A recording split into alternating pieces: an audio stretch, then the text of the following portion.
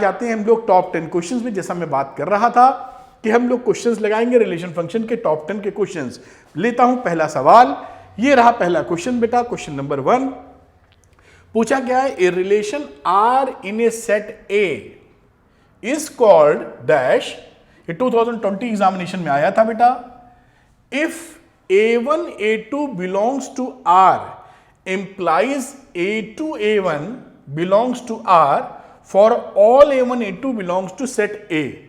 तो आप जानते ही हैं कि क्लियर कट सिमेट्रिक रिलेशनशिप है, क्योंकि जो सिमेट्रिक रिलेशनशिप होती थी आपको उम्मीद है मालूम होगा, उसमें हम ये कहते थे कि अगर a1 a2 किसी रिलेशनशिप में हैं और ये सिमेट्रिक रिलेशनशिप है तो वहां पर a2 a1 भी उस रिलेशनशिप में पाए जाएंगे, जहां पर a1 a2 मेंबर्स होते हैं किसी सेट के, जिस सेट की हम बात कर रहे होते हैं। तो इसका आंसर होगा सिमेट्रिक रिलेशनशिप। मेरे ख्याल से आप बात पकड़ पाए होंगे, ध्यान से शांति से देख लीजिए, फिर बात को आगे लेके हम लोग चलेंगे। तो बच्चों करते हैं क्वेश्चन नंबर 2। देखिए क्वेश्चन नंबर 2 में दिया है, state the reason for the relationship R in the set 1 to 3। इस सेट में देख रहे हैं गिवन बाई आर 1 to 2 1 है, not to be transitive in nature. आपको पता है कि किसी सेट ए में अगर रिलेशनशिप देखेंगे और अगर वो ट्रांजिटिव है तो इसका क्या मतलब होता है कि ए बी बिलोंग्स टू अगर आर है and B C belongs to R है तो पक्के तौर पर A C belongs to R होना चाहिए। किसके लिए? ट्रांजिटिविटी के लिए या ट्रांजिटिव रिलेशन होने के लिए। अगर वो ट्रांजिटिव रिलेशन है तो इसको देखिए इस तरह से भी लिखते हैं, आपको पता होगा थोड़ी जानकारी और, ए आर बी भी लिखा जाता है। दोनों बातें एक ही हैं, फर्क नहीं समझना बेटा। और ये ए आर सी भी लिखा जाता है और आप समझ रहे हैं ये ट्रांजिटिव होना चाहिए। अब यहां पर देखिए क्या हुआ कि 2 1 2 है, 1 2 बिलोंग्स टू आर, ये देखिए है ना, साथ में एंड 2 1 बिलोंग्स टू आर। लेकिन यहां पर देखिए क्या हुआ, अगर 1 2 और 2 1 है तो ये 1 और 1 इसके अंदर नहीं है, ये 1 1 बट यहां लिख सकते हैं, but 1 1 does not belongs to R, क्योंकि यहां पर देखिए ए बी बी सी था तो ए सी था, तो 1 2 2 1 है तो 1 1 होना चाहिए था, but 1 1 does not belong to R. That means this R is not a transitive relation. मेरे ख्याल से आप बात इधर पकड़ पाए होंगे, तो ये ट्रांजिटिव रिलेशन नहीं है। आप समझ पाए होंगे। इस तरह से एग्जाम्पल के साथ आप मेंशन कर दीजिए, स्क्रीनशॉट ले लीजिए जैसा आप बताते हैं, और फिर हम लोग चलते हैं क्वेश्चन नंबर 3 पर। चलिए स्क्रीनशॉट ले लिए होंगे आप, क्वेश्चन नंबर 3 पर आते हैं।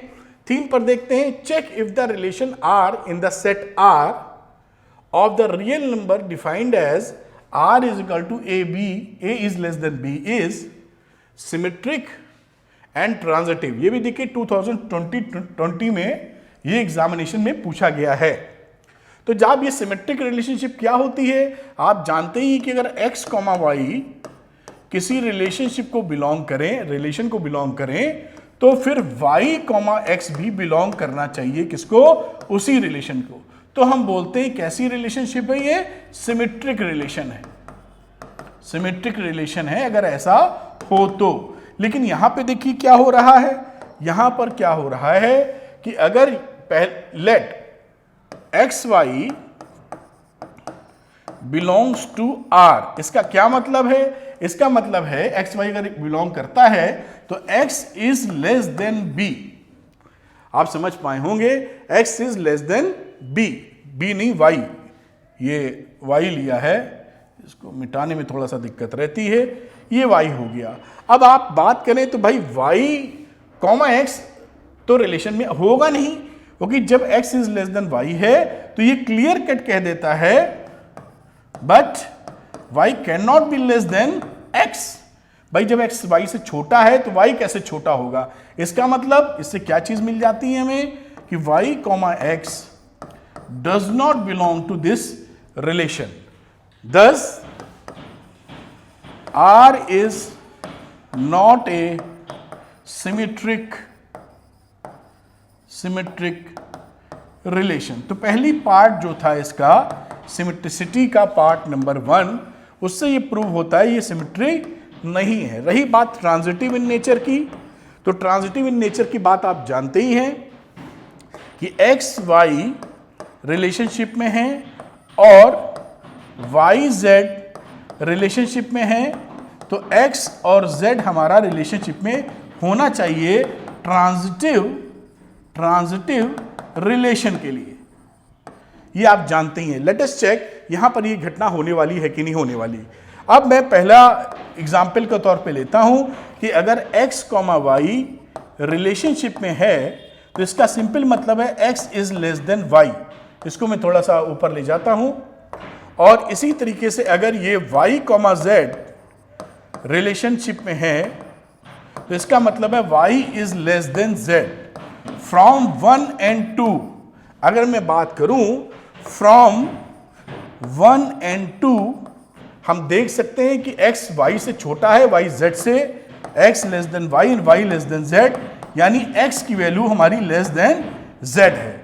इससे हम आसानी से लिख सकते हैं इस रिलेशनशिप के बेसिस पर। हेंस देयरफॉर हमारा X Z belongs to this relationship. क्यों? क्योंकि एक्स हमारा जेड से छोटा है। तो यहां क्लियर कट तरीके से कहा जा सकता है, मैं इसको थोड़ा सा ऊपर ले जाना चाह रहा हूं, इन दो बातों से मैं रेफरेंस निकाल देता हूं कि यहां पर फ्रॉम 1, 2 and 3 लिख दीजिए, from 1, 2 and 3, from 1, 2 and 3, colour बदल लेता हूं और आप लिख सकते हैं x, y belongs to R and y, z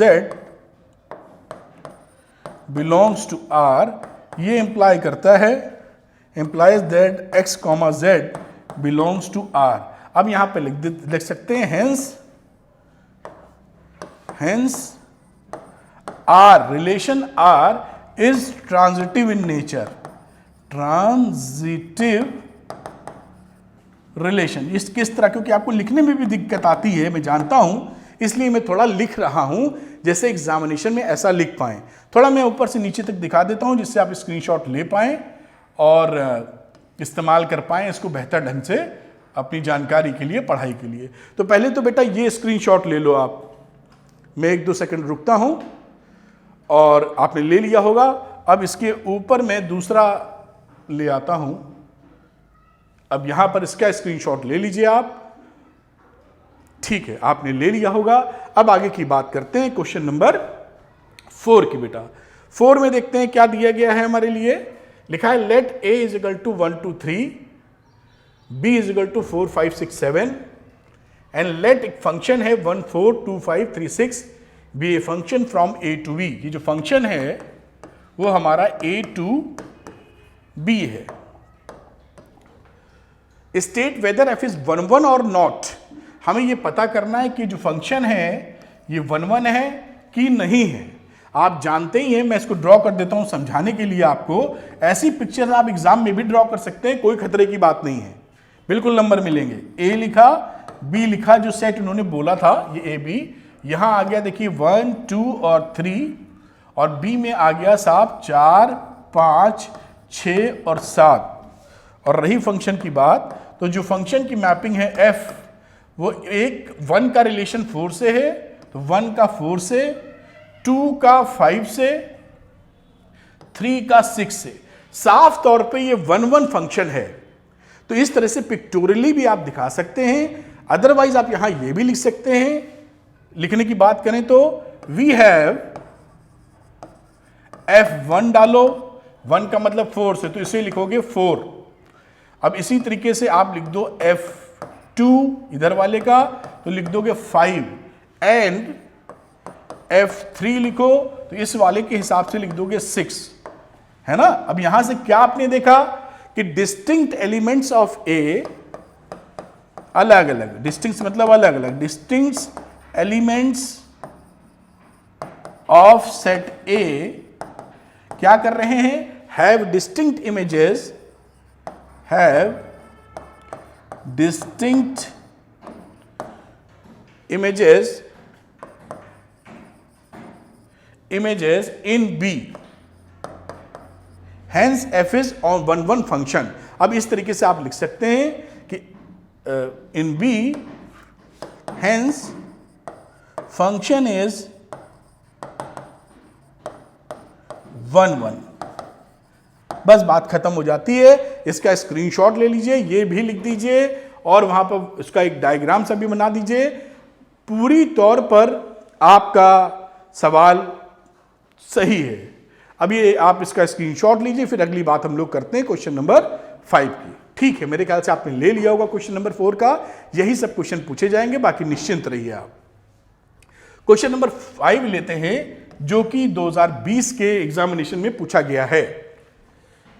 late n be the set of natural numbers and r be the relation on n by n defined by ABRCD if IFF का मतलब होता है if and only if AD is equal to BC for all ABCD belongs to N, show that R is an equivalence relation। बिल्कुल आराम से हम show करते हैं, जैसा मैंने आपको बताया था, या थोड़ी जानकारी दे देते हैं। अगर यहां पर देखिए केवल लिखा होता रिलेशन ऑन N, देखिएगा समझिएगा, रिलेशन ऑन N, तो N में तो नेचुरल नंबर होते, तो जो रिलेशनशिप होती उसको हम ARB लिखते, सिंगल एलिमेंट। अब यहां पे रिलेशन लिखा हुआ है किसमें, कार्सियन प्रोडक्ट ऑफ द सेट में, यानी n क्रॉस n में, देख रहे हैं ना। तो यहां पर जो एलिमेंट्स हैं वो देखिए AB रिलेशन CD आ जाएंगे। ध्यान देना, क्योंकि n बाई n जब करते हो कार्सियन प्रोडक्ट, मैं थोड़ा ज्यादा डीप चला जाऊंगा तो आप समय बहुत लगेगा। जैसे मैं ए बी लिख दूं और एक दूसरा भी ले लूं ए बी, या नेचुरल नंबर ही ले लेता तो ज़्यादा बेहतर रहता, आपसे ज़्यादा कनेक्टिविटी बनती उसकी। भाई आओ, ये रबर कैसे आता है इसमें। तो ये मैं यहाँ अगर बात करता, एक छोटा सा दिखा रहा हूँ एग्जाम्पल, कि मान लीजिए नेचुरल नंबर लिया 1 2, सपोज समझाने के लिए, दूसरा नेचुरल नंबर यही सेट 1 2। अगर मैं n बाई n लिखूंगा तो यहां पर देखिए एलिमेंट क्या बनेंगे, 1 1 1 2, फिर 2 1 और 2 2। तो यहां पर ये क्यों बता रहा हूं समझाने, देखिए एलिमेंट क्या है, ऑर्डर्ड पेयर के फॉर्म में है, यहां एलिमेंट सिंगल एलिमेंट थे। तो जब n क्रॉस n होता है तो एलिमेंट कैसे हो जाते हैं, जोड़े में हो जाते हैं।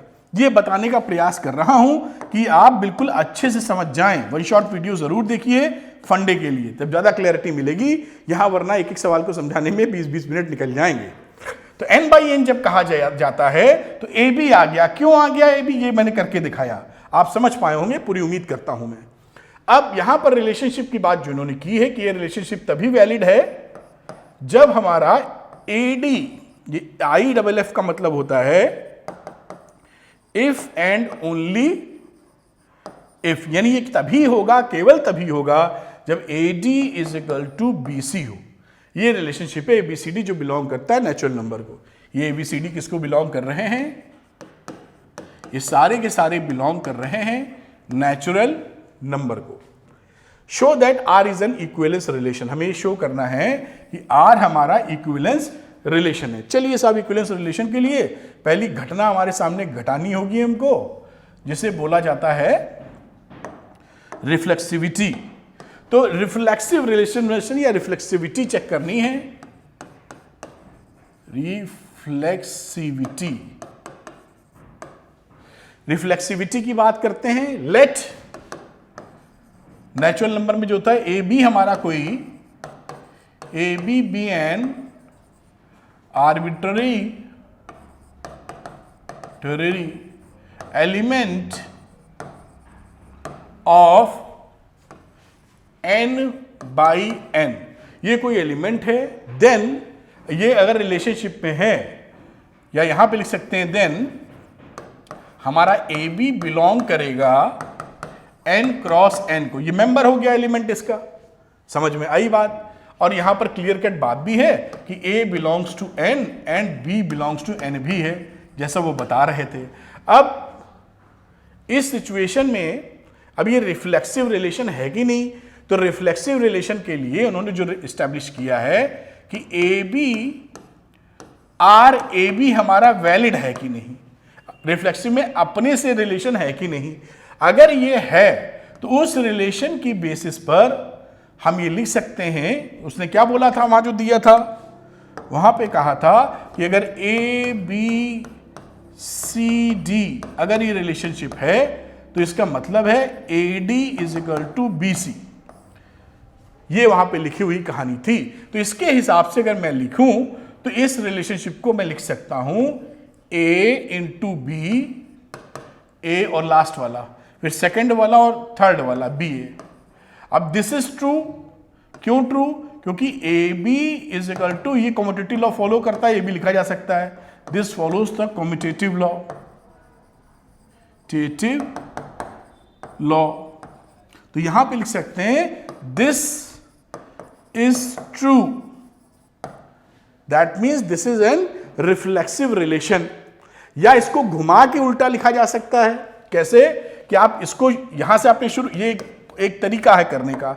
दूसरा तरीका आप क्या कर सकते हैं, आप यहां कर सकते हैं कि यहां पर हमारा a belongs to n and b belongs to n था, और इसको लिख लीजिए a B is equal to A b, फिर इसको लिख दीजिए a B is equal to b a, पलट के। अब a B is equal to b a, then this belongs to this relationship a B R A b, क्योंकि इस relationship के बेसिस पर ये तभी होगा जब ये हो, और ये तभी होगा जब ये हो, दोनों एक दूसरे को कॉम्प्लीमेंट करते हैं। तो इस तरीके से ये भी लिख सकते हैं, therefore R is reflexive relation. तो दोनों में से जो तरीका आपको समझ में आए, पूरे नंबर दोनों में मिलेंगे। ये एक सेट है जो घुमा के लिखा दिया, एक ये कि रिलेशनशिप होता है, अगर ये ट्रू है तो दिस इज वैलिड, नहीं ट्रू है तो नॉट वैलिड। अब बात करते हैं सिमेट्रिक रिलेशन का। अब बच्चों बात करते हैं सिमेट्रिक रिलेशन से, इसका इसको ऊपर ले जाते हैं। अभी स्क्रीनशॉट ले लीजिएगा आप, मैं मौका दे दूंगा। अब अगली बात करते हैं सिमेट्रिक रिलेशनशिप का। पता नहीं कितने हम लिख दिए, सिमेट्रिक रिलेशन की बात कर रहे हैं। और उसमें पहले आप क्या करिए, आर्बिट्री एलिमेंट ले लीजिए कुछ, लेट ए बी और दूसरा ले ले C D belongs to n cross n। एक आर्बिट्री एलिमेंट है जो कि रिलेशनशिप के अंदर है, मतलब ए बी रिलेशनशिप में है सी डी के। सिमेट्रिक होने का मतलब अगर ऐसा है तो पलट के भी होना चाहिए। खैर, अब यहां पर इसका मतलब क्या हो गया, A D is equal to B C according to relationship, according to defined relation या अकॉर्डिंग टू रिलेशन, जो डेफिनेशन हमारे पास हमको दी गई है, कोई इसमें प्रॉब्लम की बात नहीं है। अब यहां पर देखिए, इसको हम क्या लिख सकते हैं, इसी को अगर हम घुमाने की कोशिश करें तो इसको लिखा जा सकता है, सी बी को लिख दो पलट के और डी ए डी को लिख दो डी ए। तो ये ए डी को हम लिख सकते हैं डी ए और बी सी को लिख सकते हैं सी बी, कोई दिक्कत नहीं, फॉलोज कम्यूटेटिव लॉ, और अच्छा लिखना है कम्यूटेटिव लॉ। अब इसको आप इस तरह भी लिख सकते हैं, सी बी आप लिख लो पहले और डी ए लिख लो बाद में, इसमें इक्वल टू लिखने में कोई प्रॉब्लम नहीं है। अब इस इन्फ्रेंस से आप रिलेशनशिप कैसे स्टेब्लिश कर सकते हो, यहां से इसका मतलब क्या हो गया। अब यहां पे ध्यान से देखिए बेटा कि आप इसको पहचानेंगे कैसे। देखिए ऐसे मैं पहचानने का तरीका बता रहा हूं, कई बच्चे नहीं पहचान पाते हैं। 1 2 3 4 रफ में लिख लीजिए नंबरिंग, और ये 1 ए कहां था, 1 डी कहां है चौथे नंबर पे, और फिर बी कहां है दूसरे नंबर पे, और सी कहां तीसरे नंबर पे। ये पहचानने का तरीका। तो यहां पर भी आप 1 2 ये जो लिखा है यही सीक्वेंस लिख दो, 1 4 2 3। समझ, एग्जाम में नहीं लिखना 1 2, ये समझने के लिए। अब इसी चीज का सहारा लेते हुए ये रिलेशनशिप स्टैब्लिश कर दो। तो पहले की जगह सी और दूसरा क्या था डी, तो सी डी रिलेशनशिप, यहां 3 नंबर है ए और डी है ये चौथे नंबर पे, ये चौथा वाला है इधर, तो चौथा वाला बी इधर है।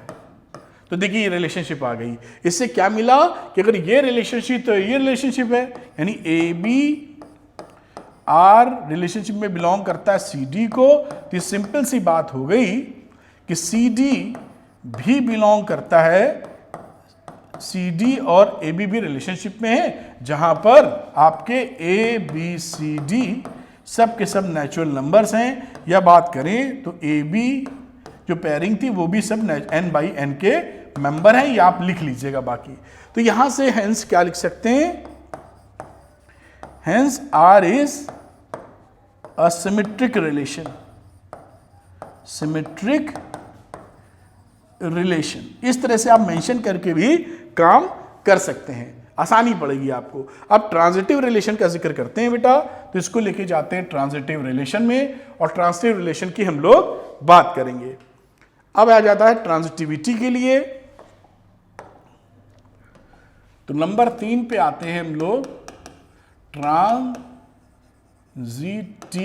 मैं आराम से समझा रहा हूं, जैसे आप करना सीख जाए। अब यहां पे 3 चीजों की जरूरत पड़ती है, तो ए बी सी डी और ई एफ 3 एलिमेंट ले लिए जो कि बिलोंग करते हैं n बाई n को अकॉर्डिंग टू क्वेश्चन। अब दो ये रिलेशनशिप में पहले दो, यानी सच दैट जो रिलेशनशिप लिया है वहां पर हमारा ए बी रिलेशन में है सी डी से, एंड सी डी रिलेशन में है ई एफ। ये इस तरह का मेंबरशिप लिया है। अगर इस तरह का एलिमेंट चूज किया है तो इससे हमें क्या मिल जाएगा, A B R C D according to relation हमें मिलता है A D is equal to B C. ये पहली बात हमें मिल गई, इसे कह दो इक्वेशन नंबर 1। दूसरी इक्वेशन पकड़ते हैं जहां लिखा हुआ है C D R E F. इससे फिर पहला और चौथा C F is equal to D E. ये बन गई इक्वेशन नंबर 2। अब आप जानते हैं अगर इसको ट्रांजिटिविटी शो करनी है रफ में या दिमाग में, तो ये होना क्या चाहिए फॉर ट्रांजिटिव रिलेशन, कि हमारा ए बी रिलेटेड होना चाहिए ई एफ से। किसके लिए, फॉर ट्रांजिटिविटी, ये हमारा होना चाहिए। तो इससे क्या क्यों लिखा, रफ में लिख लें आप, क्योंकि इससे हमें जो लाना है वो लाना है ए एफ और बीई। अगर ये रिलेशनशिप हमें मिल जाए तो हम घुमा के लिख देंगे, बात हमारी कंप्लीट हो जाएगी। तो पहले और दूसरे रिलेशन को ध्यान से देखिए, उन दोनों को अगर हम आपस में मल्टीप्लाई कर दें, what we are doing here, 1 into 2 कर दें अगर हम लोग, तो हमें क्या चीजें मिलने वाली हैं, देखिए A D into C F, B C into D E. यहां पे कुछ वैल्यूज शायद कट जाएंगी, तो C से C कट गई, D से D कट गई, और क्या आया, AF is equal to B। अब देखिए कितना आसान लगने लगा, AF is equal to B। अब ये आसानी से लिख सकते हैं, तो देयरफॉर ऐसे लिख दो, बस ऊपर वाला छाप दो AB बिलोंग्स टू R, और ये रहा साहब EF। अब आप कह सकते हो कि फर्स्ट सेकंड से ये है और ये आप प्रूफ कर चुके हो, तो ये ट्रांजिटिव रिलेशन भी है। तो R is also and transitive relation, ये ट्रांजिटिव रिलेशन है। अब ये R हमारा सिमेट्रिक भी है, रिफ्लेक्सिव भी है, सिमेट्रिक भी है और ट्रांजिटिव भी है। तो R हमारा कैसा हो गया, hence R is an equivalence relation. बस ये बात खत्म होगी, इस तरह से प्रूफ किया जा सकता है आराम से। अब आपको स्क्रीनशॉट लेना होगा, तो मैं इसको नीचे करता हूँ, स्क्रीनशॉट लेते जाइए और ये आपका काम बनता चला जाएगा। तो मैं पहले सवाल पे आता हूं और एक सेकंड रुकता जाऊंगा, आप स्क्रीनशॉट लेते जाना। मेरे ख्याल से ये सवाल पूरा दिख रहा है, इसको ले लीजिए, स्क्रीनशॉट ले लिया होगा आपने। इसके ऊपर लेके चलते हैं और यहां इसका ले लीजिए स्क्रीनशॉट, ले लिया होगा। फिर यहां पे चलते हैं, तो बेटा इसका स्क्रीनशॉट ले लीजिए आप, जिससे आसानी से समझ पाएं, जो बताया है उसको याद भी रख पाएं कि कैसे किया जा रहा है। और नंबर 3 पोजीशन की बात की जाए तो इसका स्क्रीनशॉट आप यहाँ इस तरीके से ले लीजिए। ये स्क्रीनशॉट आप ले चुके होंगे और यह रही इसकी आगे की बात, और यहाँ सवाल इस तरह खत्म हो जाता है। तो इस तरह से सवाल ही खत्म हो जाता है बेटा। चलते हैं हम लोग अगले सवाल पे और देखते हैं अगले सवाल में हमारे लिए क्या है। आइए तो बेटा अगला क्वेश्चन करते हैं, बड़ा इंटरेस्टिंग और ऐसे क्वेश्चंस पूछे जाते हैं एग्जामिनेशन में। देखिए 2019 में आया हुआ सवाल है, तो देखते हैं ऐसे एग्जाम में आएंगे। Show that the relation S in the set A, set दिया हुआ है, x belongs to integer, x की वैल्यू 0 के बराबर या उससे बड़ी और 12 के बराबर उससे छोटी है। 0 1 2 3 4 5 6 करते हुए 12 तक ये जाने वाली है। S दे रखा है A B belongs to integer, जहां a minus B modulus sign के अंदर इज डिविजिबल बाई 3, और हमको पता करना है या ये दिखाना है कि इक्विवेलेंस रिलेशन है। तो सीधे हम लोग आते हैं, इफ इक्विवेलेंस रिलेशन हम लोग पिछली बार कर चुके हैं, तो रिफ्लेक्सिविटी चेक करेंगे, रिफ्लेक्सिव रिलेशन के लिए बातचीत करेंगे।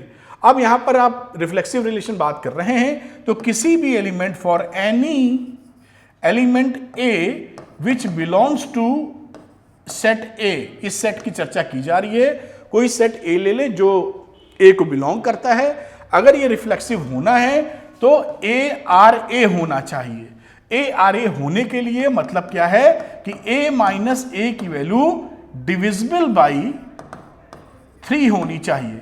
तो लेट अस सी, यहां लिख देते हैं a minus a which is equal to 0 is divisible by 3, therefore ARA is valid या R is a reflexive relation। इस तरह आप लिख भी सकते हैं। मैं थोड़ा इसलिए लिख रहा हूं कि कई बच्चों को थोड़ी तकलीफ रहती है लिखने में, तो R की जगह इन्होंने S बोला था तो यहां पर S लिखना अब ये मिटाने में थोड़ी दिक्कत होती है, क्योंकि ये पीछे फोटो पड़ी हुई है और देखूं तो जरा ये थोड़ा मुश्किल रहता है। यहाँ ये रहा S इज ए, ये वैलिड लिखा था शायद, तो ये S हमारा रिफ्लेक्सिव रिलेशन हो जाएगा क्योंकि S से बातचीत इन्होंने की है। आगे बात करते हैं हम लोग, क्या देखेंगे कि सिमेट्रिक रिलेशन के बारे में देखेंगे। इसको ऊपर ले जाते हैं, अब यहाँ पे लिखते वक्त कोई टेंशन नहीं रहती। दूसरा हम लोग चेक करेंगे किसके लिए, सिमेट्रिक रिलेशन के लिए। सिमेट्रिक रिलेशन के लिए, सिमेट्रिक के लिए कोई 2 एलिमेंट ले लीजिए। Let a B belongs to A. अब अगर ये सिमेट्रिक रिलेशन होगा तो आपकी जानकारी के लिए, अगर यहां पे अगर आगे भी लिख दीजिए कि A and B A such that, आपने ए बी कैसा लिया है, सच दैट कि ए हमारा रिलेटेड है बी से। तो ए जब बी से रिलेटेड होगा, ए बी नहीं, यहां एस है, मैं बार बार आर लिख दे रहा हूं क्योंकि आर की आदत पड़ी रहती है। तो ये एस इस सवाल में है, ए एस बी लिखना चाहिए मुझे।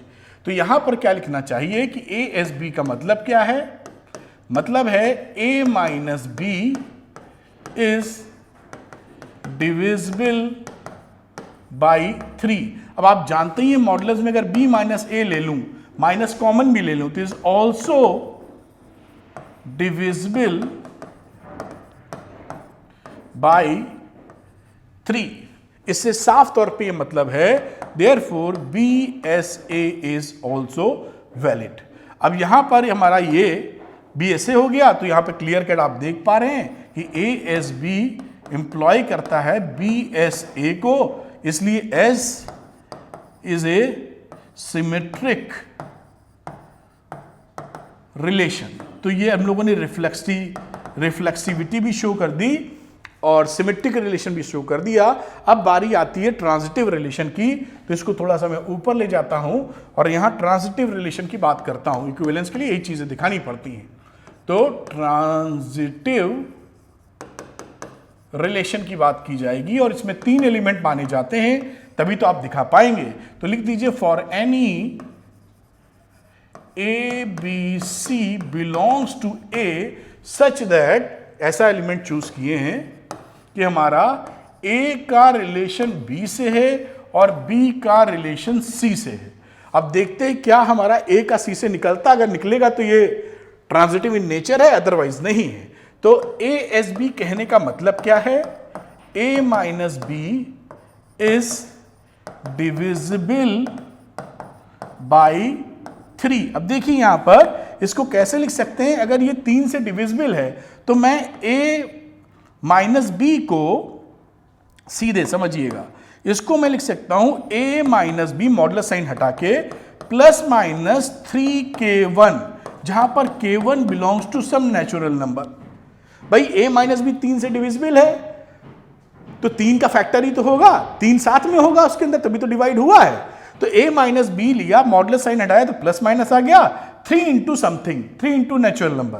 तो a माइनस बी को प्लस माइनस 3k1 लिखा जा सकता है आराम से। इसी तरीके से आप शांति से देखिए और देखिए कितनी आसानी से निकलेगा, कलर रेड। दूसरा बोला गया है BSC, तो इसका मतलब क्या हो गया अगर ये रिलेशनशिप में है कि B minus C is divisible by 3।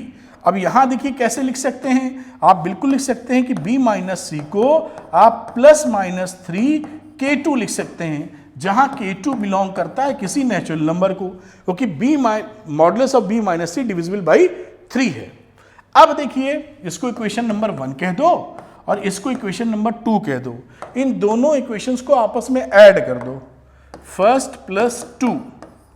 तो जब ऐड करेंगे तो मैं थोड़ा सा कलर भी बदलता हूं, तो यहां वैल्यू क्या आ जाएगी, a minus B plus b minus C plus minus 3k1 plus minus 3k2।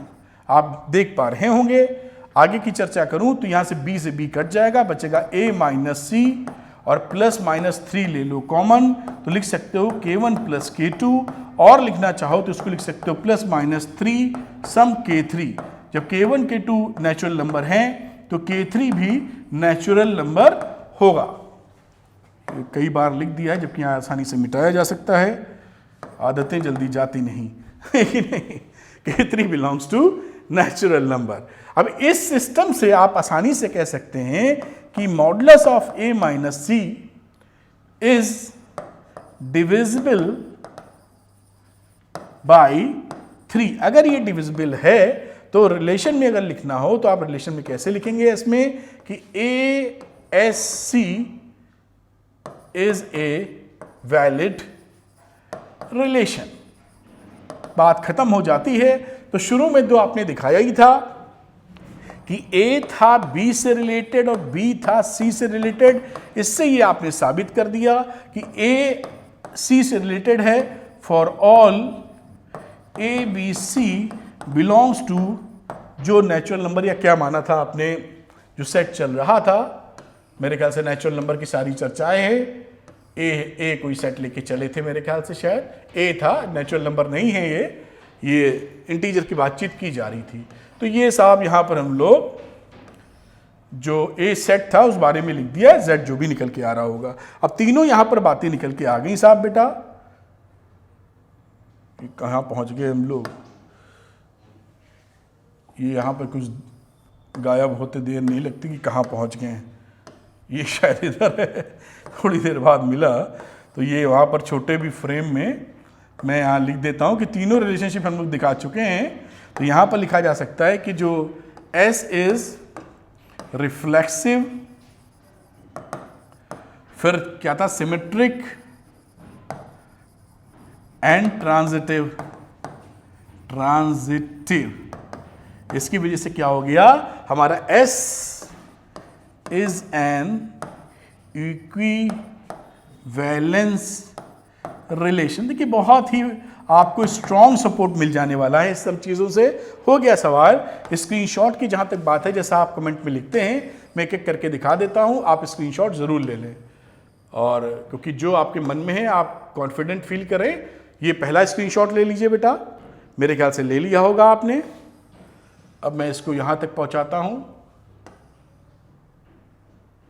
इसका स्क्रीनशॉट ले लें बेटा, फिर इसके आगे इसका स्क्रीनशॉट ले लें, फिर इसके आगे इसका स्क्रीनशॉट ले लें, और इसी के साथ सवाल ये खत्म हो जाता। तो इस तरीके से क्वेश्चन खत्म हो जाता है। इंपॉर्टेंट है, एग्जामिनेशन में पूछे जाने वाला सवाल है। चलते हैं अगले क्वेश्चन पे, आइए। तो बच्चों करते हैं अगला सवाल। ये जो क्वेश्चन है बिल्कुल पिछले जैसा क्वेश्चन है, लेकिन इसमें जिक्र किया गया है बेटा इक्विवेलेंस क्लास का, और find the all set of all elements related to one, ये इक्विवेलेंस क्लास का ही जिक्र किया जा रहा है। इसलिए मैंने एक क्वेश्चन लिया जिससे आप ज्यादा बेहतर तरीके से सीख सकें। 2018 या 2018 में क्वेश्चन आया था, इसके ऊपर वाला पार्ट, इसके जैसा पार्ट, यही पार्ट हम लोगों ने अभी किया है। वहां डिविजिबल बाई 3 था, या डिविजिबल बाई 4 है। खैर, अब यहां पे मैं सेट लिख देता हूं एक बार आपके लिए। ये जो सेट ए लिखा गया है, ध्यान से देखिए, लिखा गया x belongs to some integer, और वो इंटीजर की वैल्यू 0 और 12 के बराबर या बीच में है। यानी हमारे पास जो इंटीजर नंबर, इसकी जरूरत पड़ेगी इसलिए लिख रहा हूं। 0 हो सकता है, 1 है, 2 है, 3, 4, 5, 6, 7, 8, 9, 10, 11, 12, ये इसका सेट है। देखिए पूरा मैंने लिख दिया है, इसकी आवश्यकता पड़ेगी इसलिए लिखा है। अब R जो रिलेशनशिप है डिविजिबल बाई 4, एक इक्विवेलेंस रिलेशन है, तो बहुत तेजी से करते हैं। बात तो आप पकड़ रखें, a माइनस बी है सेट ए में, तो पहले के लिए तुरंत चेक करेंगे हम लोग रिफ्लेक्सिव रिलेशन। रिफ्लेक्सिव रिलेशन के लिए आप जानते ही हैं, लिख दीजिए फॉर एनी ए जो बिलोंग करता है किसी सेट को जिसकी बातचीत की जा रही है। यहां पर a माइनस ए हमारा शून्य है, विच इज डिविजिबल बाई 4। इसका क्या मतलब हो गया कि डिवाइड हो रहा है 4 से। इसका मतलब है R is a reflexive relation. यानी यहां पे आप सीधे क्या लिख सकते हैं कि A R A इस तरीके से कनेक्टेड है। R दिया या S दिया, जो भी दिया होगा उस तरीके से मेंशन कर लेना। दूसरी बात करेंगे सिमेट्रिसिटी की। सिमेट्रिक रिलेशन के लिए आप जानते हैं 2 एलिमेंट की जरूरत पड़ती है, तो लिख दीजिए for any A B belongs to A ले लेते हैं। अब अगर ये रिलेशनशिप के अंदर है, यानी A is related to B, जैसा बोलेंगे इस तरह से लिया है सच दैट, तो इसका मतलब क्या हो जाएगा, A minus B is divisible by 4, या इज ए मल्टीपल ऑफ 4 भी लिख सकते हैं। ये दोनों बात इज ए मल्टीपल, दोनों बात एक है, समझिएगा, मल्टीपल ऑफ 4। तो इज डिविजिबल बाई 4 या इज ए मल्टीपल ऑफ 4, बात एक ही है। मल्टीपल होगा तभी तो डिविजिबल होगा। खैर, अब इसको आसानी से आप लिख सकते हैं b minus A is also divisible by 4। भाई ये है तो ये भी होगा, और इससे क्या कहा जा सकता है कि हमारा इस रिलेशनशिप में बी आर ए बी हो जाएगा। Therefore R is an, R हो या सवाल में S हो, जो भी चल रहा वही लिखे चलिएगा। मैंने R पकड़ लिया तो R से बता रहा हूं। R is a symmetric relation. ये सिमेट्रिक रिलेशन हो गया बेटा। नंबर 3 की बात करते हैं, ट्रांजिटिव रिलेशन की।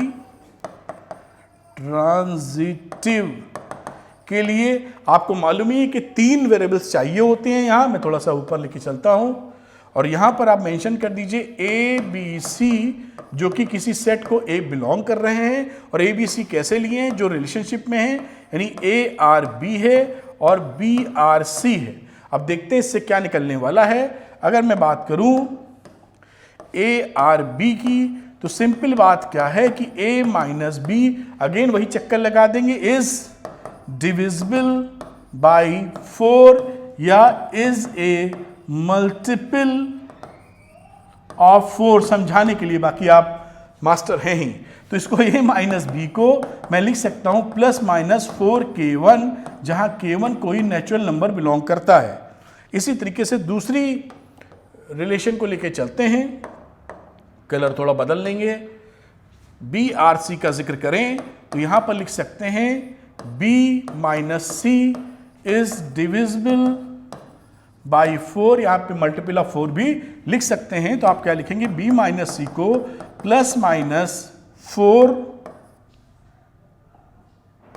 k2, जहां पर k2 की बात करते हैं कि नेचुरल नंबर बिलोंग कर रहा है। अब इसको इक्वेशन नंबर 1 कह दीजिए बेटा, और इसको कह दीजिए इक्वेशन नंबर 2। जैसा पिछले किया सेम कर रहे हैं, कुछ भी ऐसा नहीं है जो आप ना कर पाएं।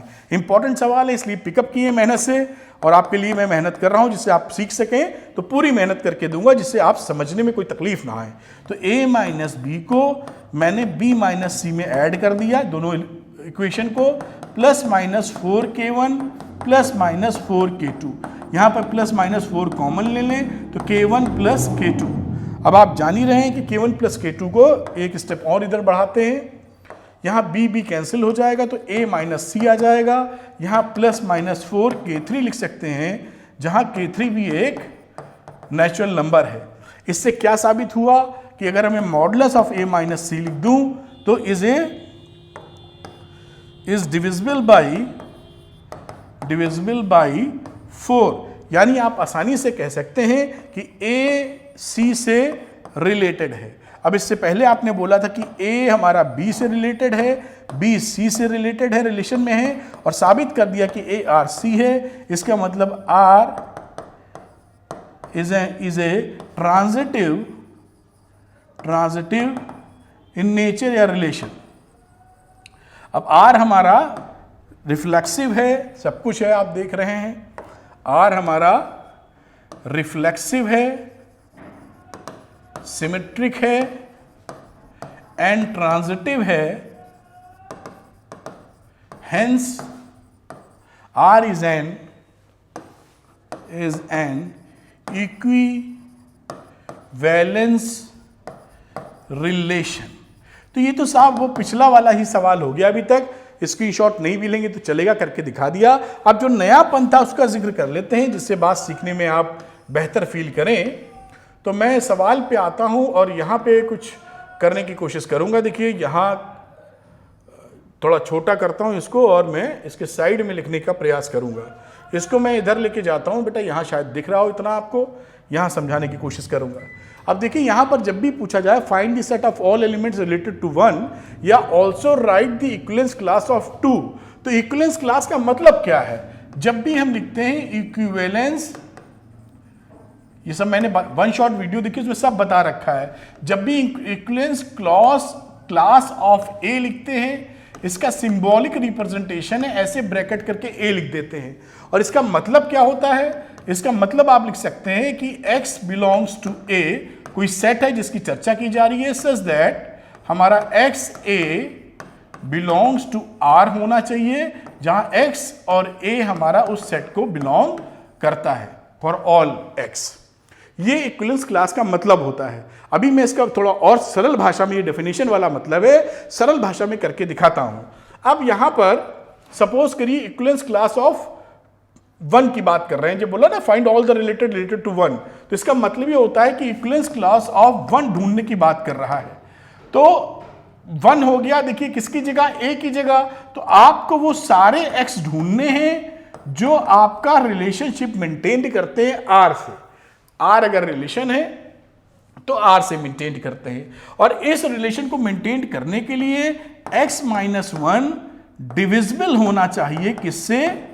4 से। अकॉर्डिंग टू रिलेशन इन्होंने बोल रखा है कि वो 4 से डिविजिबल होना चाहिए। तो यहां पर इस सेट के अंदर, क्योंकि ये जो x है वो a में होना चाहिए, यानी जिसके अंदर आप डिफाइन कर रहे हैं, ये a लिख दिया था देखिए इसीलिए पहले, इस a में होना चाहिए, a में से ही लेना है। तो a में वो नंबर लेंगे हम जो यहां प्लेस करने पे ये जो पूरी वैल्यू है वो 4 से डिवाइड हो जाए। तो देखिए 0 लेंगे तो 1 आएगा, डिवाइड नहीं। 1 लेंगे तो ये डिवाइड हो जाएगा। 1 माइनस 1 इज डिविजिबल बाई 4, तो इसका आंसर हो जाएगा 1। तो खुद अपने से एक रिलेटेड हो गया साहब। दूसरी बात करें 2, तो 2 माइनस 1 करेंगे, नहीं रिलेटेड है। फिर 3 की बात करोगे 3 माइनस 1 नहीं रिलेटेड है। 4 की बात करोगे नहीं है। 5 लोगे तो है। तो the set of elements related to 1 answer लिख रहे हैं। तो सेट ऑफ रिलेटेड टू 1 मतलब 1 तो इससे रिलेटेड था ही इक्विवेलेंस क्लास में। उसके अलावा कौन से आ जाएंगे? 5 और 9, क्योंकि 5 वैल्यू रखोगे तो 5 माइनस 1, ध्यान दीजिएगा, ये जो इक्विवेलेंस क्लास अगर निकालोगे आप, तो इक्विवेलेंस क्लास के लिए आपका आंसर होगा, समझना ये, इसका आंसर होगा, ध्यान से 1 के लिए बोला है, तो इसका आंसर होगा 159। बात समझे?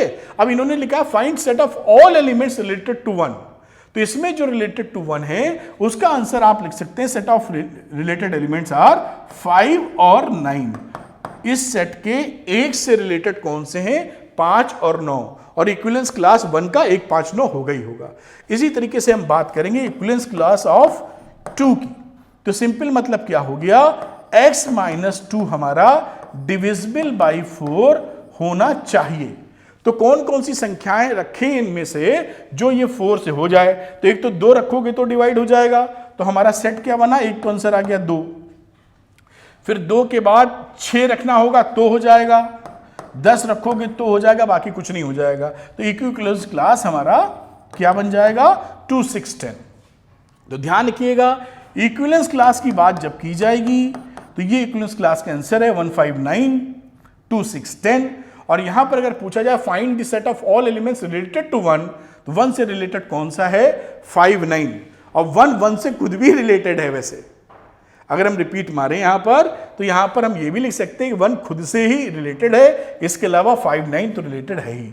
इक्विवेलेंस क्लास ये हो गया 5 9, 1 के अलावा जो रिलेटेड है वो 5 9 है। इस तरह से ये सवाल खत्म हो जाता है। इस सवाल को कराने का मकसद, ये चीज जब आए इक्विवेलेंस क्लास तो उसको इस तरह हैंडल कीजिएगा। स्क्रीनशॉट ले लीजिए, पिछला वाला आपने देखा ही होगा कैसे करना है। तो चलते हैं हम लोग अगले क्वेश्चन पे बेटा, नेक्स्ट क्वेश्चन करते हैं। आइए तो बच्चों करते हैं क्वेश्चन नंबर 8, और इस क्वेश्चन में देखिए सब इंटरेस्टिंग सवाल है, 2020 में आया हुआ है आपके लिए, जिसे आप बिल्कुल स्ट्रांगली प्रिपरेशन कर सकें। कॉन्सेप्ट नहीं क्लियर है अगर, तो 1 शॉट वीडियो पहले देखिए, फिर यहां पे आइए जिससे आपकी क्लैरिटी बढ़ जाए। चलिए साहब, लिखा शो दैट द फंक्शन, ये देखिए लिखा है -∞ टू 0 से ये जा रहा है -1 टू 0। ये इसका डोमेन कह सकते हैं और ये इसका रेंज कह सकते हैं आप। यहां पर बात की जाए defined by f(x) x upon 1 plus x, जहां x बिलोंग करता है -∞ से 0 के बीच में, is 1 and 1 and onto function. ठीक है, आपको ये मालूम होना चाहिए कि x की मॉडुलस ऑफ x की डिफिनेशन के अनुसार अगर x की वैल्यू हमारी 0 या 0 से बड़ी होती है तो प्लस x लिखते हैं, और x की वैल्यू अगर लेस देन 0 होती है तो इसे -x लिखते हैं। ये जानकारी आपको होगी, उम्मीद करता हूं। यहां पर x की वैल्यू देखिए निगेटिव लिखी हुई है, -∞ से लेकर 0 तक, ये ओपन इंटरवल है। तो ये जो फंक्शन मॉडुलस वाला है, ये फंक्शन ऑटोमेटिकली चेंज हो जाएगा। कहां पर, x अपॉन इस मॉडुलस को इस बेसिस पे हटाएंगे, इसको कंसीडरेशन में लेते हुए, तो 1 - x हो जाएगा ये। क्योंकि यहां पे चाहें तो लिख सकते हैं, क्योंकि हमारा x बिलोंग्स टू -∞ टू 0 है, और वहां पे हमारा जो मॉडुलस x होता है वो -x के बराबर होता है। ये बात आपको मैंने समझाई, ये समझ आप पहले से भी जानते होंगे। अब बात करते हैं 1 फंक्शन की। 1 फंक्शन कैसे करते हैं हम लोग, फॉर 1 फंक्शन जो हम लोग प्रोसेस या स्टेप्स करने वाले हैं, लेट कर लेते हैं पहले, late f(x1) is equal to f(x2), और अगर ऐसा मानने पर हम प्रूव कर पाए कि x1 बराबर x2 है, देन फंक्शन इज 1 1, और ऐसा नहीं कर पाए तो फंक्शन 1 1 नहीं है। अब इस बात को देखते हुए थोड़ा सा ऊपर ले जाता हूं, यहां पर आप वैल्यू रखिए f(x1) की, f(x1) x1 अपॉन 1 - x1, और रही बात f(x2) की, तो x2 अपॉन 1 - x2। अब ये f(x1) बराबर f(x2) तो मान ही रखा था, तो x1 अपॉन 1 - x1 और x2 अपॉन 1 - x2 कंसीडरेशन में ले लिया।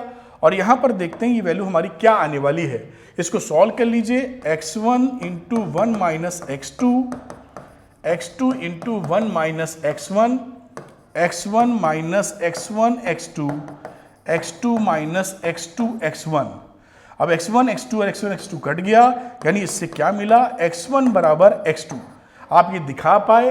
अब क्या कह सकते हैं, मतलब fx1 बराबर if fx1 equal to fx2, इससे आप दिखा पा रहे हैं x1 is equal to x2, then f is 1 1 function. ये दिखाने का तरीका है जो हम लोग आगे भी दिखाते रहेंगे। अब ऑन टू के लिए आइए, फॉर ऑन टू फंक्शन, देखिए ये सेकंड ले लेते हैं, फॉर ऑन टू फंक्शन। तो ऑन टू फंक्शन में कैसे करते हैं, देखिए बेटा, पहले ले लो let f x is equal to y, और एफ एक्स बराबर किसके था, according to question f x हमारा बराबर था x अपॉन 1 माइनस एक्स के, तो एफ एक्स की जगह रख दीजिए। तो यहां पर मैं लिख देता हूं x अपॉन 1 माइनस एक्स बराबर वाई। अब ये रिप्रेजेंटेशन था, y एक तरफ था, fx एक तरफ था। अब हम केवल x एक तरफ करेंगे, in terms of y represent कर देंगे। y ये क्या है, y in terms of x। अब हम करने वाले हैं x in terms of y। तो यहां पर इससे अगर आप सिचुएशन देखें तो ये x हो जाएगा और ये हो जाएगा y 1 माइनस एक्स। फिर आगे बढ़ें तो x is equal to Y minus X into Y. हमको x एक तरफ लेना है, तो यहाँ पे आप x लिखिए प्लस एक्स वाई लिखिए, यहाँ y लिखिए, यहाँ x कॉमन लीजिए, 1 प्लस वाई आ जाएगा, इजिकल टू y है तो x की वैल्यू हो जाएगी y अपॉन 1 प्लस वाई। आप देख पा रहे होंगे ये मिल गया। यहाँ पर लिखा था, देखिए ये क्या लिखा था, y in terms of x, यहाँ x in terms of y। अब ये सिचुएशन जब हमारे यहाँ मिल गई और यहाँ पर y की वैल्यू भी दे रखी है कि y हमारा बिलोंग करता है, ये देखिए क्या बिलोंग कर रहा था, ये y था हमारा -1 से 0, तो y हमारा बिलोंग कर रहा है -1 से, y बिलोंग कर रहा है -1 से लेकर 0 तक, ये y बिलोंग कर रहा है। अब अगर हम y की कोई भी वैल्यू लिख दें यहाँ पर -1 से 0 के बीच में, तो x की जो वैल्यू आएगी वो उसी सेट में डिफाइंड है। तो हम कह सकते हैं सो x is defined for all values of, for all permissible, लिख दीजिए permissible value of y। Permissible का मतलब ये जो y लिखी हुई है, इसका मतलब क्या है, therefore y is onto. मेरी फिर से इसको रिपीट कर रहा हूं, y की वैल्यू -1 से 0 यहां डालेंगे तो ये x की जो वैल्यू है जो निकलेगी, हर y के लिए निकलेगी, हर y के लिए निकलेगी और उसी डोमेन में होगी जो डोमेन ऊपर लिखा -∞ टू 0। तो इससे ये क्या प्रूफ हो जाता है हमारा, अगर आप समझे इस बात को, कि हर y के लिए x मौजूद है। यही तो ऑन टू फंक्शन होता है और यही ऑन टू फंक्शन आपने प्रूफ कर दिया है। कॉन्सेप्ट अगर क्लियर नहीं है किसी बच्चे के तो वन शॉट वीडियो पहले देखिए, वहां पे डिटेल में बताया कि ऑन टू फंक्शन क्या होता है, तो आप ज्यादा इसको पकड़ पाएंगे। और थोड़ा पढ़ रखा है तो आप बात बिल्कुल समझ रहे होंगे। इस तरीके से ऊपर वाला 1 दिखाया था, नीचे ऑन टू, तो 1 ऑन टू फंक्शन हो गया। एक बार स्क्रीनशॉट ले लीजिए आप, जैसा आपने बताया है, तो मेरी कोशिश है कि आपको पूरी मदद की जाए। ये देखिए यहां का स्क्रीनशॉट बेटा ले लें, आप ले लिया होगा आपने, और फिर मैं ऊपर यहां तक चला आता हूं, इसका स्क्रीनशॉट ले लें बेटा, थोड़ा सा मेरे ख्याल से इधर ले जाता हूं और इसके बाद मैं फिर ऊपर लेके चलता हूं।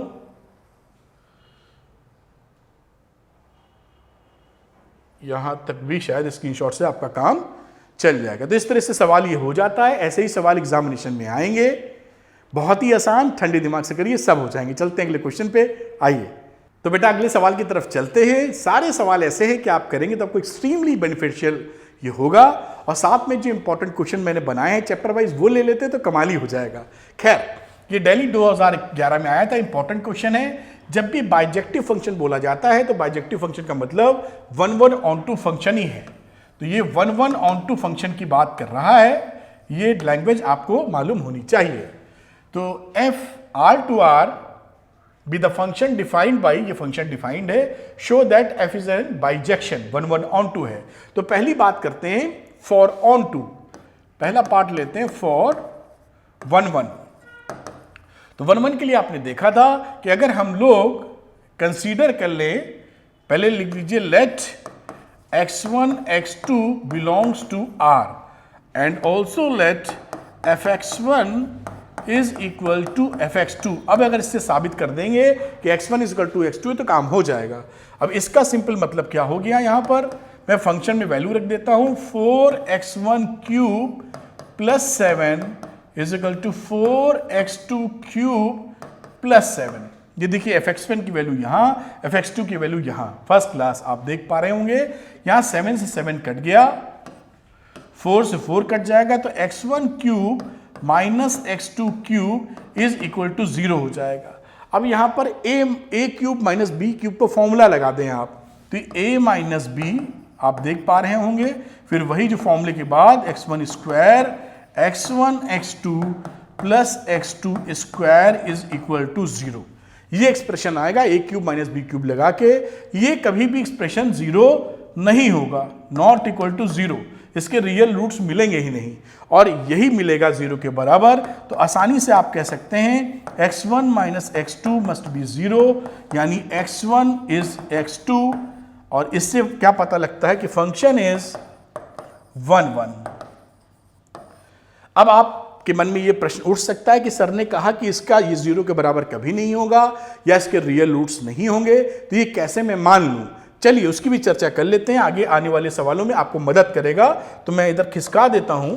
सपोज करिए कि आप इसको एक क्वाड्रेटिक इक्वेशन की तरह ट्रीट करना चाहते हैं।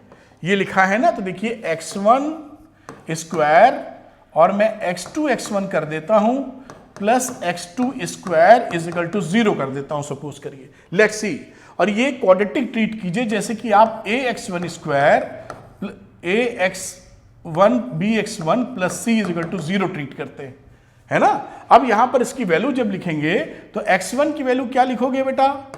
लिखते हो माइनस b क्या है? x2 plus minus under root b square minus 4a है 1 और c देख पा रहे अपॉन 2a। अब यहां पर b स्क्वायर माइनस 4ac देखिए, ये अंडर रूट वाली क्वांटिटी हो गई माइनस x2 स्क्वायर।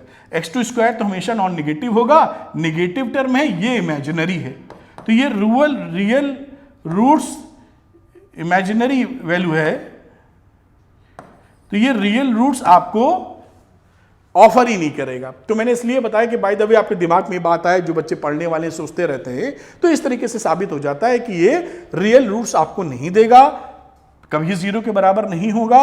यहां पर ये वैल्यू 0 के बराबर होगी, जिसकी चर्चा मैंने की। खैर ये कॉन्सेप्ट की बात थी जो कॉन्फिडेंस बढ़ाएगी और आपको सिखाएगी। खैर मैं वापस आता हूं अपने सवाल पर। अब आगे का प्रश्न ये है कि ये ऑन टू प्रूफ किया जाए। तो ऑन टू के लिए बात करते हैं हम लोग बेटा, कि इसको ऊपर थोड़ा मैं ले जाता हूं और फ्रेश लिखता हूं ऑन टू की कहानी। तो ये ऑन टू के लिए फॉर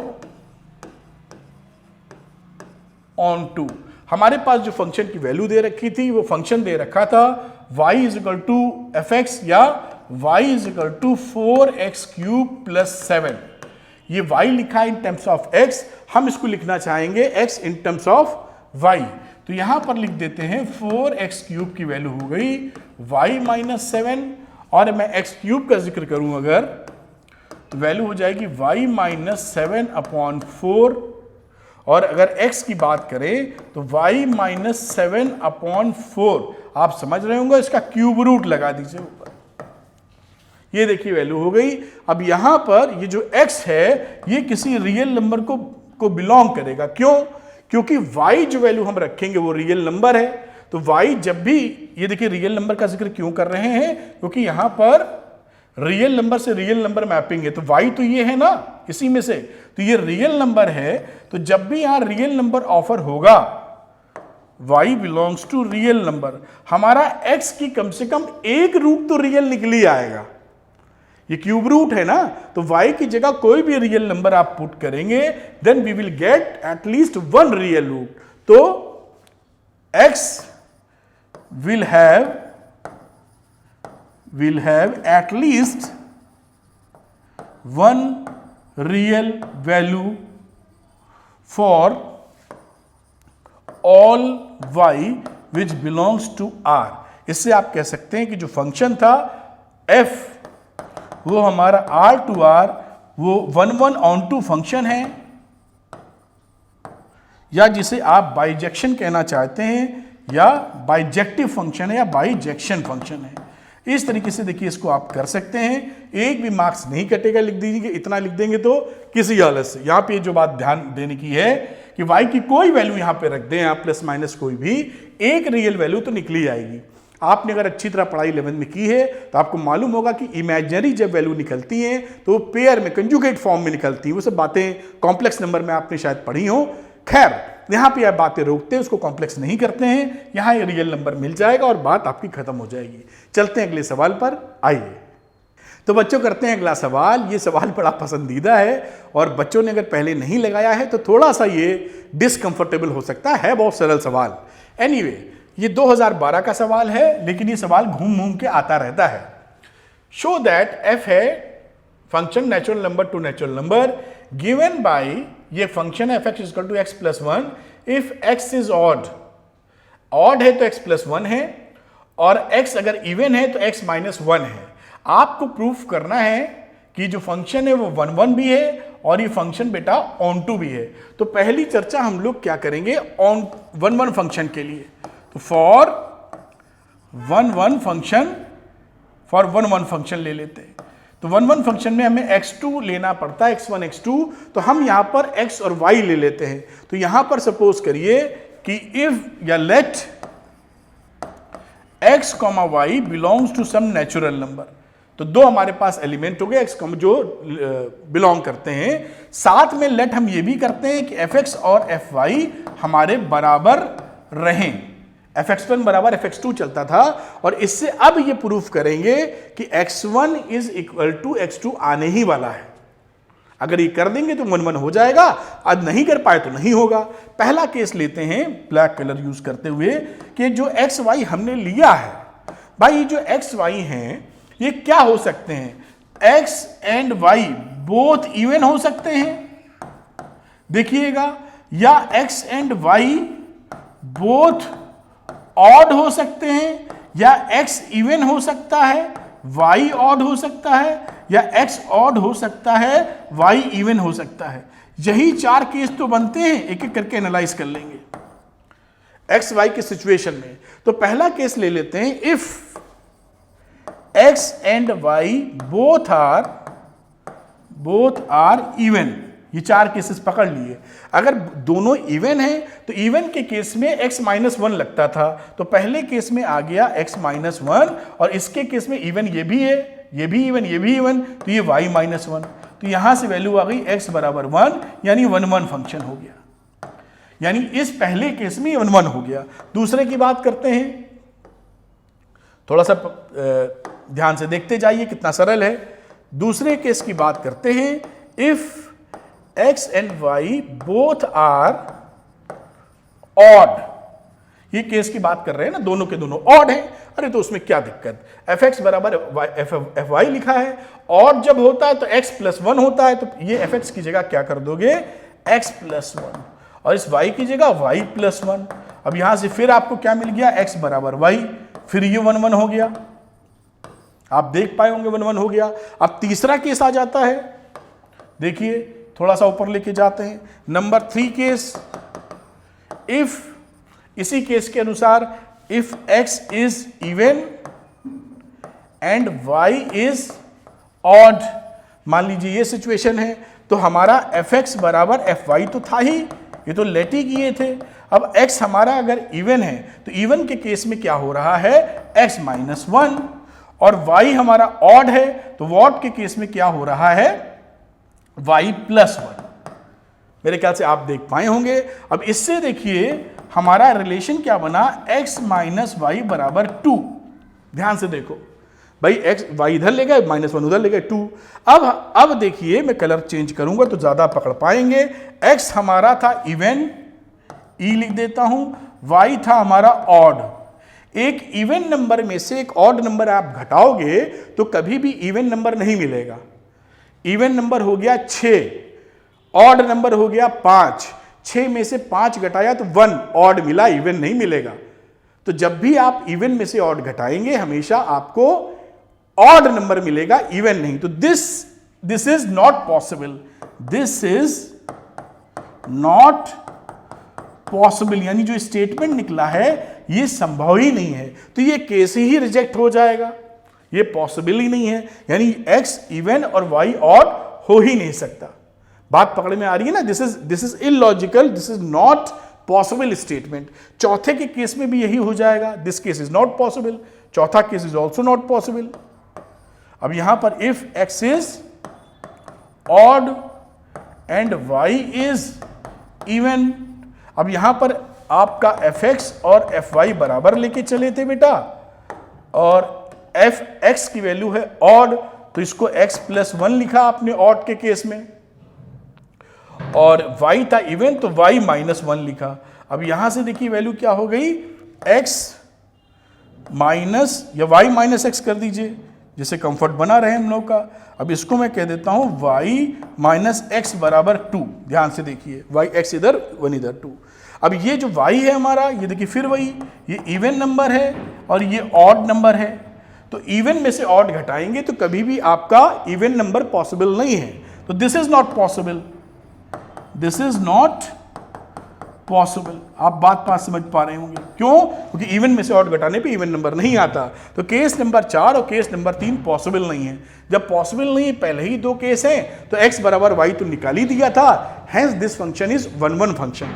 अब इसको बड़े प्यार से यहां लिखा जा सकता है, case 1 and 2 are possible and cases 3 and 4 are not possible, not possible। अब क्या आप सिंपली कह सकते हैं, hence function is 1 1।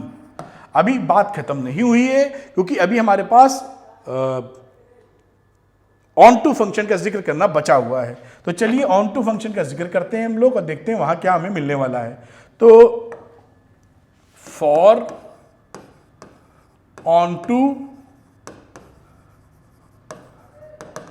फंक्शन, अब इस ऑन टू फंक्शन के लिए हम लोग क्या करेंगे, अब देखिए यहां पर जब y कंसीडर करेंगे, लिख दीजिए for any y belongs to n, और कोडोमेन की जो जिक्र किया जा रहा है, कोडोमेन का जो जिक्र किया जा रहा है, तो y क्या हो सकता है, y हमारा या तो हमारा इवन होगा या y हमारा ऑड होगा। भाई नेचुरल नंबर है, नेचुरल नंबर से नेचुरल नंबर चल रहे हैं, तो y हमारा या तो इवन होगा या हमारा ऑड होगा, यही 2 केस बनते हैं। जब हमारा व्हेन y इज ऑड ले लो या इवन ले लो, कुछ भी ले लो, तो y + 1 क्या होगा, ये इवन नंबर होगा। बड़ी ये शांति वाली बात है कि y जब ऑड है तो y एक जोड़ दोगे तो इवन आ जाएगा। उस केस में अगर fy + 1 हम निकालें, fy + 1, तो ये नंबर इवन नंबर है, और इस इवन नंबर के लिए जो एक्सप्रेशन था हमारा y + 1 - 1 था, जो कि y के बराबर आ जाता है। देखिए, और अगली बात करें अगर हम लोग, y जब हमारा फंक्शन y हमारा क्या है, इसको मैं लिखता हूं, when y is even, even अगर है तो y + 1 क्या है, या y - 1 कर दीजिए आप। अगर इवन है तो y - 1 हो जाएगा हमारा ऑड फंक्शन, इवन है तो ऑड हो जाएगा। अब उस केस में अगर y - 1 ले लें, जो ऑड फंक्शन रखा है, तो ऑड फंक्शन में हम लोग x + 1 या y + 1 कर रहे थे, ये हो गया y। यानी हमारा जब भी y इवन या ऑड कुछ भी हो, ऑड या इवन कुछ भी हो, उसके लिए एक वैल्यू y हमारे लिए उपलब्ध है। तो इसको आप कह सकते हैं सिंपली क्या, कि दिस फंक्शन जहां पर वैल्यू डाल रहे हैं n to n, ये कैसा फंक्शन है, ऑन टू फंक्शन है। क्यों कह पाए हम लोग, क्योंकि अगर हमारा y इवन है या ऑड, 2 ही चीज तो हो सकता है नेचुरल नंबर में। उस समय अगर ये ऑड होता है तो भी y एग्जिस्ट कर रहा है, और इवन है तो भी ये देखिए y एग्जिस्ट कर रहा है। इस y इवन होने के लिए, ये y इवन होगा तो ये ऑड होगा, तो ये वैल्यू के लिए एग्जिस्ट कर रहा है, तो ऑन टू फंक्शन है। तो इस तरह कह सकते हैं f is both, hence f is both 1 1 and onto function. तो आपने देखा बेटा, इसका स्क्रीनशॉट ले लें आप, मैं नीचे ले आता हूं जरा जल्दी से, जिससे आप इसका स्क्रीनशॉट ले पाएं। ये सारे क्वेश्चंस बहुत ही बढ़िया तरीके से कराएं। अगर आप करते हैं तो आपको बहुत ज़्यादा एडवांटेज मिलने वाला है। तो ये आप कर लीजिए बेटा, इसका स्क्रीनशॉट लीजिए। अगली चीज़ पकड़ते हैं हम लोग, और ले लिया होगा मेरे ख्याल से। अब यहां तक मैं ये पेज का स्क्रीनशॉट ले लें बेटा। अब इसको थोड़ा और आगे ले जाते हैं। ये देखिए, ये स्क्रीनशॉट ले लीजिए, और इसके बाद आप यहां पर इसको मैं रोक देता हूं, यहां तक ले लीजिए। सवाल यहां खत्म हो जाता है। तो आपने देखा होगा कि जो इंपॉर्टेंट